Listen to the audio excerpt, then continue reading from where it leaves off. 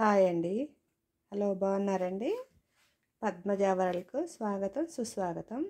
ఈరోజు చిరుధాన్యాలతోటి చక్కెర పొంగల్ చేస్తున్నా. కావాల్సినవి 1 కప్పు కినోవా, 1 కప్పు జొన్న రవ్వ, 1 కప్పు పెసరపప్పు,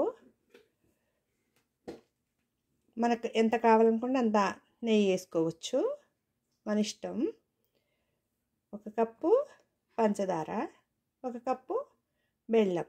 ఈ మూడు కప్పులకి అన్నీ తీసుకున్నా కదండి, వాటికి తగ్గట్టు 3 కప్పులకి 3 కప్పులు, 6 కప్పులంతా కప్పున్నర బెల్లం తరుగు పెట్టుకున్నాను అన్నమాట. 1 కప్పున్నర పంచదార, డ్రై ఫ్రూట్స్, జీడిపప్పు ఇష్టం ఉంటే వేసుకోండి, లేకపోతే లేదు. ఇలాచీలు దంచి పెట్టుకున్నా నేను. కొంచెం ఈ పువ్వు కూడా వేసుకోవచ్చు అన్నమాట, అనాస పువ్వు. మన బిర్యానీలో వేసుకుంటాం, మంచి ఫ్లేవర్ ఉంటుంది అన్నమాట. కొంచెం జాజికాయ పౌడర్ కొంచెం వేసుకోవచ్చు. ఒకవేళ డయాబెటీస్ పేషెంట్ తినాలనుకుంటే ఇవి వద్దనుకోవచ్చు, షుగర్ కానీ బెల్లం కానీ. ఇది వేసుకోండి. స్టీవీ స్వీట్నర్ కోసం ఈ 2 కంప్లీట్ తీసేసుకోండి వద్దనుకుంటే. ఇప్పుడు ఈ మూడింటిని కలిపి కుక్కర్లో వేసుకోవాలి. నేను కుక్కర్లో వేసి ఉడకబెట్టుకుని అడబెట్టుకున్నా. 3 కలిపి జొన్న రవ్వ, కినోవా, పెసరపప్పు మూడింటిని ఒక 3 విజిల్స్ వచ్చిందాక కుక్కర్ వేసుకుంటే సరిపోద్ది. తొందరగా ఈజీ అయిపోద్ది అన్నమాట అట్లా వేసుకుంటే. ఇప్పుడు డ్రై ఫ్రూట్స్ వేసాం కదా, దీనిలోనే వేయించుకుంటున్నా నేను. ఆల్మోస్ట్ వేగిపోయినాయి. తీసేసి దానిలోనే మళ్ళీ మనం రైస్ ముందుగానే బాయిల్ చేసి పెట్టుకున్నాం కదా, ఇప్పుడు బెల్లం పాకం పట్టుకోవచ్చు. పాకం పడుతున్నా. ఇప్పుడు బెల్లం పాకం అవుతుంది. బెల్లం పంచదార 2 వేసా. దానికి 1 కప్పు వాటర్ వేయాలి.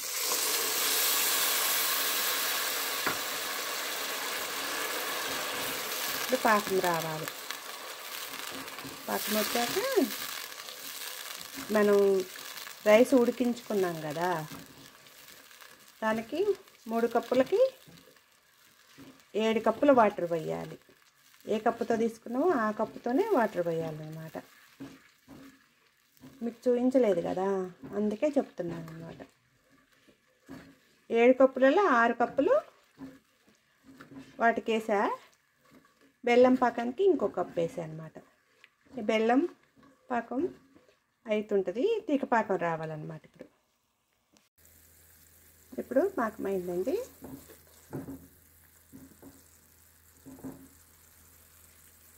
ఇట్లా అతుక్కుంటే చాలండి.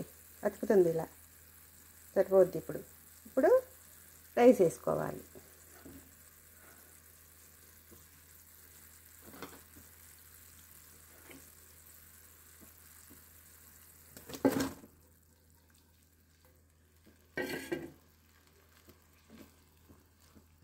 స్టవ్ సిమ్లోనే ఉండాలండి, హైలో పెట్టుకుంటే మాడిపోద్ది. ఇదంతా దగ్గరికి రావాలి. ఇప్పుడు దగ్గరికి వస్తుంది. కావాలనుకుంటే పెసరపప్పు 3 కప్పులు వేసా కదా, పెసరపప్పు 2 కప్పులు కూడా వేసుకోవచ్చు. మనం హెల్త్కి మంచిదే పెసరపప్పు, ప్రోటీన్ ఉంటుంది కాబట్టి. కావాలనుకుంటే గోధుమ రవ్వ కూడా వేసుకోవచ్చండి, అది మీ చాయిస్. ఉడుకుతుందండి.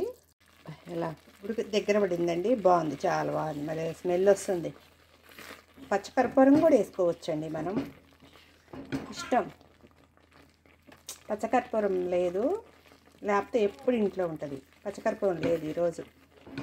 ఎంత గుమ్మగుమ్మలాడిపోద్దో, ఎంత స్మెల్ వస్తుందో. ఇలాచి, జాజికాయ పౌడరు అవన్నీ వేసా కదా, మంచి స్మెల్ వస్తుంది.